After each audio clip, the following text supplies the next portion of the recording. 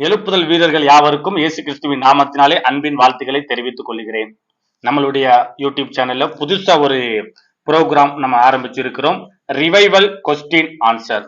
ஏன் இந்த ப்ரோக்ராம் நம்ம ஆரம்பிச்சிருக்கிறோம்னு கேட்டா, இந்த கடைசி நாட்களில் எழுப்புதல் இருக்கு என்று சொல்லி ஒரு கூட்டத்தாரும், இல்லை என்று சொல்லி இன்னொரு கூட்டத்தாருமே விவாதித்துக் கொண்டிருக்கிற இந்த நாட்களில் உண்மையான எழுப்புதல் வருமா, அந்த எழுப்புதல் வருவதற்கு நான் ஏதாவது செய்ய வேண்டுமா என்று சொல்லி அநேகர் குழப்பத்தோடு இருக்கிறாங்க.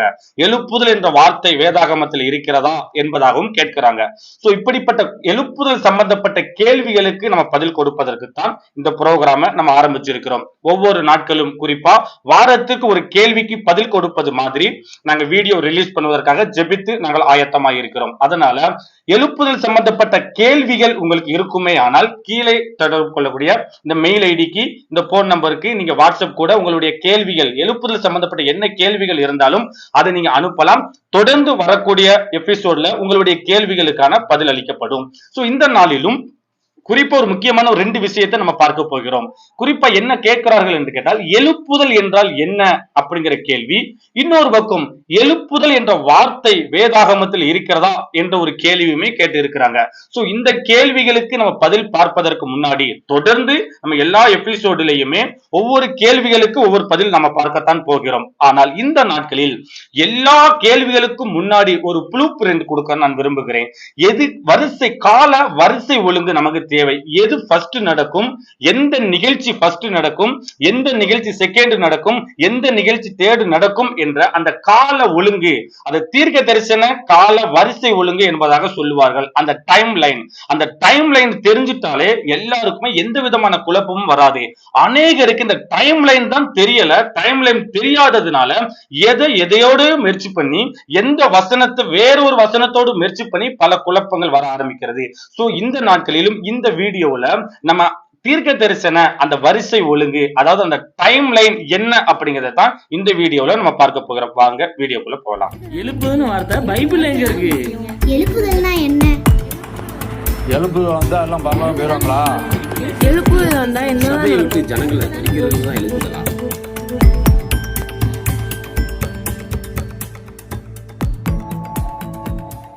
இந்த நாளிலும் நம்ம அந்த டைம் லைனை குறித்து வேகமா நம்ம பார்க்க போகிறோம். தீர்க்க தரிசன டைம் லைன். சோ உங்களுக்கு வேகமா நான் ஈஸியா புரியுற மாதிரி சொல்லிடுறேன். எது ஃபர்ஸ்ட் நடக்கும், எது செகண்ட் நடக்கும், இதை நான் ப்ளூ பிரிண்ட் மாதிரி கொடுத்துருந்தேன். பின்னாடி இது சம்பந்தப்பட்ட என்ன கேள்விகள் இருந்தாலும் நீங்க கேளுங்க. அதுக்கு சம்பந்தப்பட்ட வேத வசனத்தை ஆதாரமாய் காட்டி அதற்கு விளக்கத்தையும் நாங்கள் ஜெபத்தோடு உங்களுக்கு நாங்கள் விளக்கி சொல்ல விரும்புகிறேன். முதலாவது, இந்த கடைசி நாட்களில் உலகம் தழுவின ஒரு சம்பவம் தான் நடக்கும். அதுதான் முதலாவது நடக்கிற சம்பவம், ரகசிய வருகை. முதலாவது உலகம் தழுவின பல பிரமாண்டமான காரியங்கள் நடந்தாலும், பயங்கரங்கள் நடந்தாலும், முதலாவது நடக்க போகிற ஒரு நிகழ்வு எது என்றால் மனதில் நிறுத்திக் கொள்ள வேண்டும். அதுதான் ரகசிய வருகை. முதலாவது இந்த ரகசிய வருகை தான் நடக்கும். இந்த ரகசிய வருகையில தான் அநேகர் மறுரூபம் அடைகிறதும் உயிர்த்தெழுதல சம்பவம் இந்த ரகசிய வருகையில தான் நடக்க ஆரம்பிக்கும். சில இந்த ரகசிய வருகை உண்டா இல்லையா என்ற கேள்விகள் கூட கேட்பார்கள். ரகசிய வருகை என்ற வார்த்தை இருக்கிறான்னு சொல்லி பின் நாட்களில் இதற்கென்றே வருகை சம்பந்தப்பட்ட கேள்விகள் பதில் என்று இன்னொரு எபிசோட் ஆரம்பிப்போம். அதில் இந்த வருகை சம்பந்தப்பட்ட கேள்விகள் அளிக்கப்படும். அதற்கு முன்னாடி இந்த டைம் லைன் மட்டும் தெரிஞ்சுக்கிடுவோம். முதலாவது ரகசிய வருகை தான் ஆரம்பிக்கும். இந்த ரகசிய வருகையில் என்ன நடக்கும் என்று கேட்டால், ரகசிய வருகைக்கு ஆயத்தமா இருக்கக்கூடிய ஜனங்கள் முதலாவது கர்த்தருடைய பெரிய ஒரு எக்காலத்தின் சத்தம் கேட்கும். அந்த எக்காலத்தின் சத்தம் கேட்கப்படும் போது மரித்த பரிசுத்தவான்கள் உயிரோட எழும்ப ஆரம்பிப்பார்கள். இந்த சம்பவம் தான் இந்த நிகழ்ச்சியில நடக்கக்கூடியது. சோ உயிர்த்தெழுதல் சம்பவம் நடக்க ஆரம்பிக்கும். கர்த்தருக்குள் மரித்த பரிசுத்தவான்கள் அவர்கள் உயிரடைய ஆரம்பிப்பார்கள். அதற்கு பின்னாடி இந்த பூமியிலே உயிரோடு இருக்கக்கூடிய பரிசுத்தவான்கள் மறுரூபம் அடைய ஆரம்பிப்பார்கள். சோ ஒரு கூட்டத்தார் அப்படியே எடுத்துக் கொள்ளப்படுவார்கள், மத்திய வானத்திற்கு எடுத்துக் கொள்ளப்படுவார்கள். இந்த பூமி அழியாது. பூமியில இன்னும் ஜனங்கள் இருப்பார்கள், இன்னும் ஆட்சி நடக்கும். அநேக பொலிட்டிக்கல் அரசியல்வாதிகள் உட்பட எல்லாருமே இருப்பார்கள். ஒரு கூட்டத்தார் மட்டும்தான் அவர்கள் காணாமல் போவார்கள், எடுத்துக் கொள்ளப்படுவார்கள்.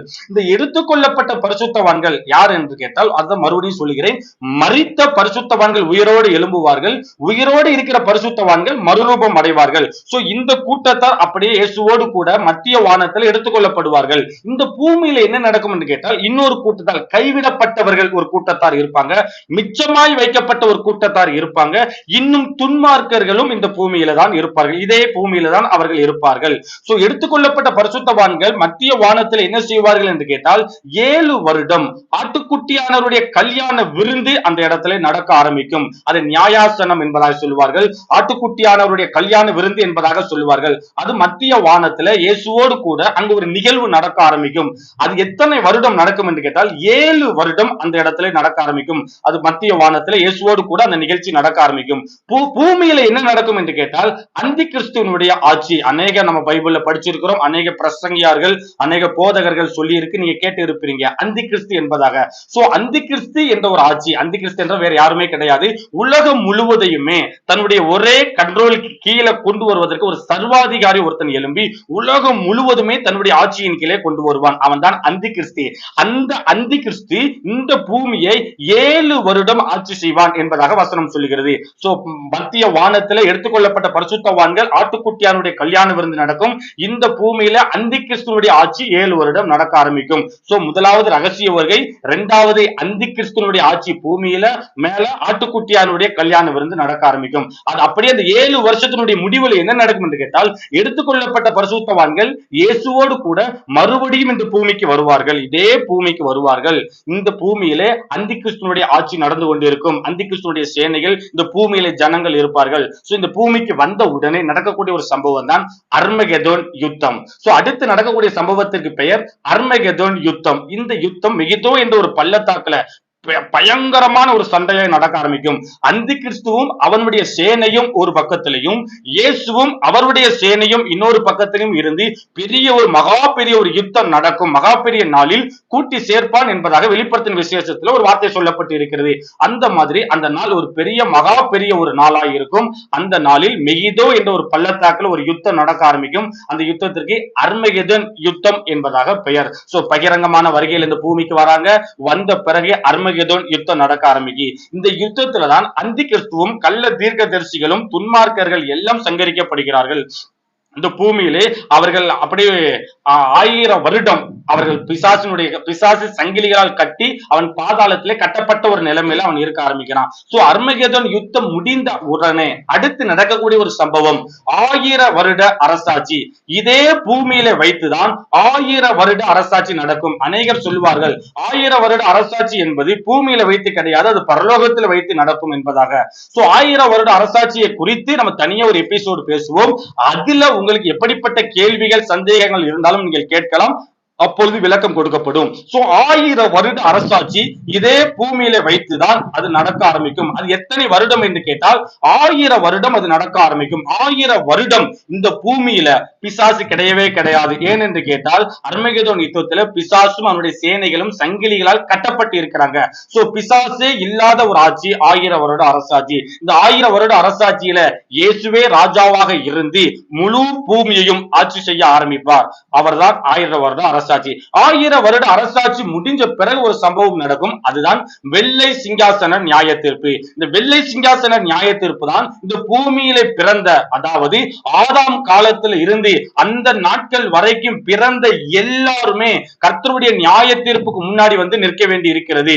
பெரிய வெள்ளை சிங்காசனம் வைக்கப்படும். அந்த வெள்ளை சிங்காசனத்துல நியாயாதிபதி இயேசு கிறிஸ்து வந்து நியாயம் தீர்க்க ஆரம்பிப்பார். அதனாலதான் அதை வெள்ளை சிங்காசன நியாய தீர்ப்பு என்பதாக சொல்லுகிறோம். அந்த நியாய தீர்ப்புல தான் நீதிமான்களையும் துன்மார்க்கர்களையும் கர்த்தர் 2ஆக பிரிப்பார். நம்ம இயேசு கிறிஸ்து கூட ஒரு உவமையை சொன்னாரே, செம்மறி ஆடுகளையும் வெள்ளாடுகளையும் 2ஆய் பிரிக்கிற சம்பவம். அந்த சம்பவம் அந்த நாட்களிலே நடக்க ஆரம்பிக்கும். சோ வெள்ளை சிங்காசன நியாய தீர்ப்பு அந்த நாளிலே கொடுக்கப்படும். சோ துன்மார்க்கர்கள் எல்லாருமே பாதாளத்தை நோக்கி, அதாவது நரகத்தை நோக்கி போக ஆரம்பிச்சிருவார்கள். அதற்கு பிறகு வெள்ளை சிங்காசன நியாய தீர்ப்பு முடிந்த பிறகு இன்னொரு சம்பவம் நடக்க ஆரம்பிக்கும். அதுதான் பழைய வானம் பழைய பூமி எல்லாம் ஒளிந்து புதிய வானமும் புதிய பூமியும் புதுசா ஜெனிப்பிக்க ஆரம்பிக்கும். அந்த புதிய வானம் புதிய பூமியில கர்த்தர் இந்த மறுபடியும் இந்த ஜனங்களை கூட்டி அந்த இடத்துல வச்சு புதிய ஒரு வாழ்க்கையை அவர் துவங்க ஆரம்பிப்பார். அந்த வாழ்க்கையில கண்ணீர் கிடையாது, கவலை கிடையாது, துன்பம் கிடையாது, துயரம் கிடையாது, பசி கிடையாது, அலறல் கிடையாதுன்னு வசிக்கிறோமே, அது எல்லாமே புதிய வானம் புதிய பூமியில நடக்க ஆரம்பிக்கும். சோ இந்த வரிசை ஒழுங்கு தெரிந்தால்தான் உங்களுக்கு உங்களுடைய இருதயத்துல எந்த குழப்பமுமே வர ஆரம்பிக்காது. சோ மறுபடியுமே இந்த டைம் லைனை சொல்றேன், நீங்க புரிஞ்சுக்கோங்க. முதலாவது நடக்கிற சம்பவம் ரகசிய வருகை தான் முதலாவது நடக்கும். முதலாவது ரகசிய வருகை. இரண்டாவது நடக்கிறது, ரெண்டு சம்பவம் நடக்கும். பூமியில அந்தி கிறிஸ்துவனுடைய ஆட்சியும் மத்திய வானமாகிய அந்த பரலோகத்துல ஆட்டுக்குட்டியானுடைய கல்யாண விருந்தும். சோ இரண்டாவது நடக்கிற சம்பவம். மூணாவது நடக்கிற சம்பவம் பகிரங்கமான வருகை. இயேசுவோடு கூட பரிசுத்தவான்கள் இந்த பூமிக்கு வருவாங்க, பகிரங்கமாய் வருவாங்க. சோ அதனால அது பகிரங்கமான வருகை. சோ மூணாவது நடக்கிற சம்பவம் பகிரங்கமான வருகை. நாலாவது நடக்கிற சம்பவம் அர்மகெதோன் யுத்தம். மெகெதோன்கிற பள்ளத்தாக்குல நடக்கல, அர்மகெதோன் யுத்தம். ஐந்தாவது நடக்கிற சம்பவம் தான் 1000 வருட அரசாட்சி. சோ அர்மகெதோன் யுத்தம் முடிந்த பிறகு 1000 வருட அரசாட்சி நடக்க ஆரம்பிக்கும். 1000 வருட அரசாட்சிக்கு பிறகு ஆறாவது நடக்கிற ஒரு சம்பவம் தான் வெள்ளை சிங்காசன நியாய தீர்ப்பு. சோ செம்மறியாடையும் வெள்ளையாடையும் ரெண்டா பிரிக்கிற சம்பவம். சோ ஆறாவது நடக்கிற சம்பவம் வெள்ளை சிங்காசன நியாய தீர்ப்பு. அதற்கு பிறகு ஏழாவது கடைசியா நடக்கக்கூடிய சம்பவம் தான் புதிய வானம் புதிய பூமி. சோ இந்த டைம் லைன் உங்களுக்கு தெரிந்தால்தான் உங்களுக்கு எந்த கேள்வியும் உங்களுக்கு எளிதாக கேட்கவும் முடியும். யாராவது உங்களை குழப்ப நினைத்தாலும் எது ஃபர்ஸ்ட் செகண்ட் உங்களுக்கு தெரியும். சோ நீங்கள் தெளிவடைந்து கொள்ள முடியும். சோ தொடர்ந்து அடுத்த வாரங்களில் நம்ம உங்களுடைய எழுப்புதல் சம்பந்தப்பட்ட கேள்விகளுக்கு பதில் அளிக்கலாம். தொடர்ந்து கர்த்தர் உங்களை ஆசீர்வதிப்பாராக. ஆமென்.